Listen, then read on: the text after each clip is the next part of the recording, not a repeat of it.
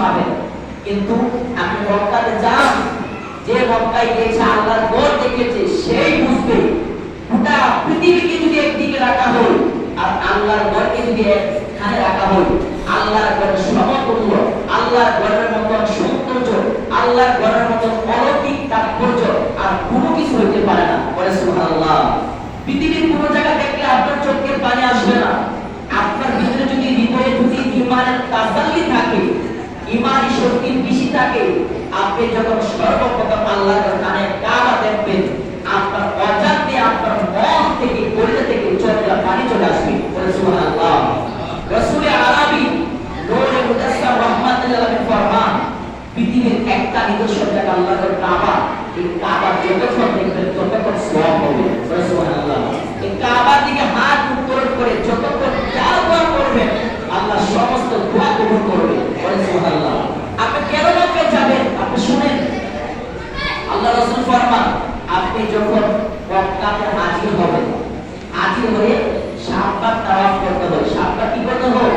তাওয়াফ করতে হয়, জিয়ারত করতে হয়। প্রতিটা কদমে গুনাহ মাফ হয়, প্রতিটা কদমে সওয়াব হয়, প্রতিটা কদমে মর্যাদা সম্মান বলন্দ করে দেওয়া হয়।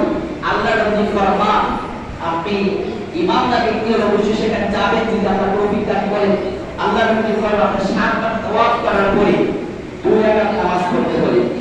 প্রথমে মক্কাতে গিয়ে সাতবার তাওয়াফ করে দুই রাকাত নামাজ পড়তে হবে। এই দুই রাকাত নামাজের সত্তা হচ্ছে আপনি ইসমাঈল আলাইহিস সালামের সন্তান থেকে গোলাম আজাদ করলে যে পরিমাণ সওয়াব হবে, এই দুই রাকাত নামাজ আদায় করলে এর থেকে বেশি সওয়াব হবে। সুবহানাল্লাহ। আব্বু নবীজি কিন্তু ইসমাঈল নবীজি এই দরজা দিয়ে চলে এসেছে, এই রিসালা দিয়ে চলে এসেছে। এই রিসালা অনেক দাম। ওনার সন্তান থেকে আপনি গোলাম আজাদ করবেন, এর থেকে শ্রেষ্ঠ কাজ আর হইতে পারে না।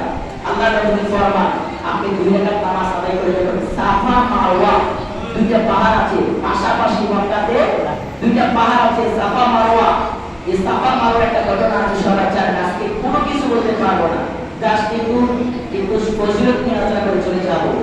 এই সাফা মারওয়া এই দৌড়াদৌড়ির ঘটনার মূল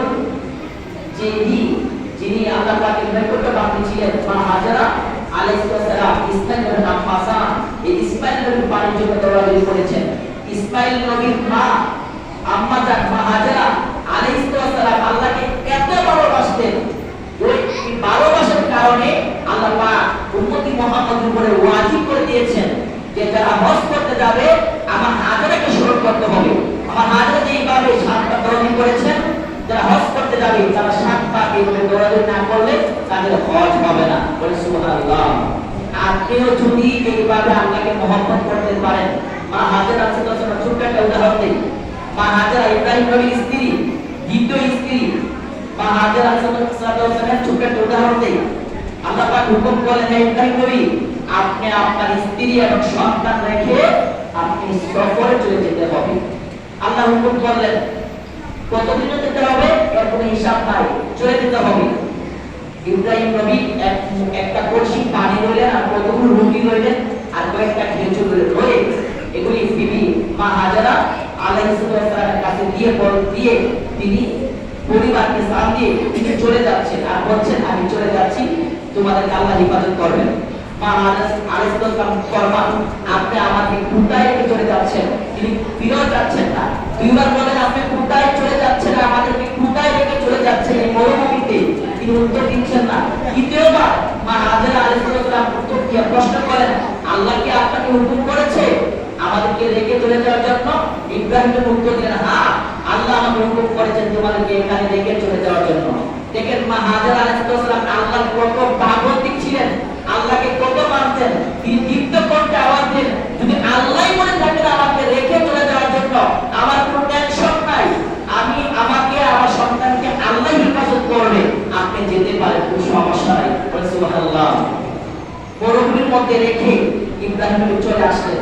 আপনার আমার স্ত্রী সন্তান কখনো বাবাকে দিবে না, স্বামীকে দিবে না। এ মা হাজেরা আলাইহিস সালাম এইভাবে আল্লাহকে ভালোবাসেছেন, আল্লাহর হুকুমে আনুগত্য করেছেন। এই জন্য এই জমজমের স্তর হয়েছে ইসমাঈল নবীর পায়ের স্পর্শ থেকে। আর সাফা মারওয়া দৌড়াদৌড়ির স্মৃতি হচ্ছে মা হাজেরা আলাইহিস সালামের দৌড়াদৌড়ি থেকে। সুবহানাল্লাহ।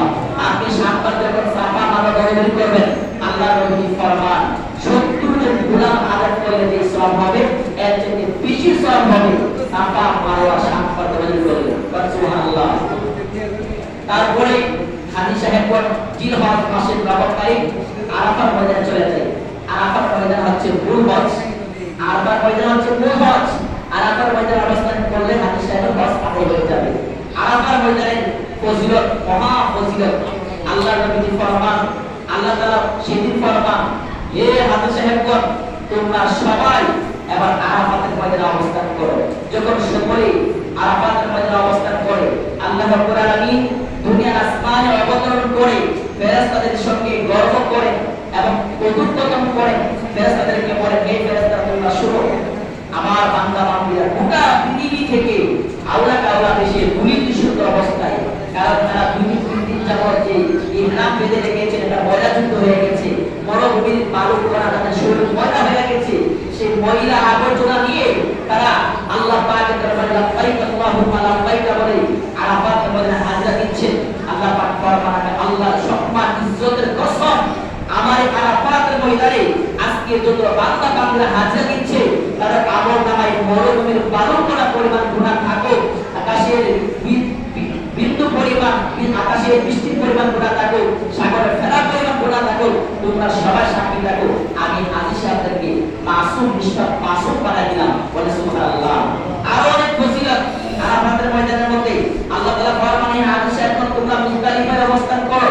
যখন হাজী সাহেবগণ মুজদালিফায় অবস্থান করে, আল্লাহ নবী ফরমান, মুজদালিফার মাঠে রাত্রিবেলা খোলা মাঠে হাজী সাহেবগণ এক রাত থাকতে হয়। আল্লাহ রাসূল ফরমান, মুজদালিফার মাঠে যখন অবস্থান করে, আল্লাহ পাকের রহমতের বারিধারা হাজী সাহেবের উপরে বর্ষণ হতে থাকে। বলে সুবহানাল্লাহ।